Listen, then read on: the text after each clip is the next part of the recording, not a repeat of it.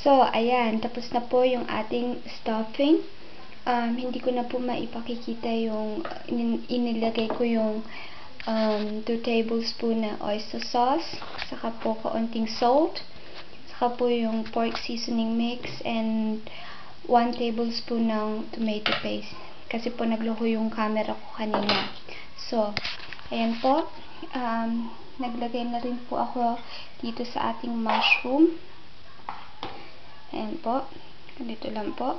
And then later, ilalagay po natin siya pag natapos na po ito sa oven ng mga 200 degrees 15 to 20 minutes po.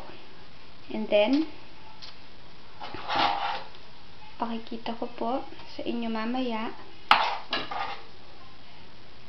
yung kinalabasan ng ating baked stuffed mushroom.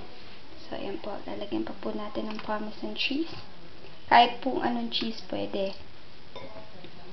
Wala nga lang po kung ibang cheese. Parmesan cheese lang po yung dito sa amin.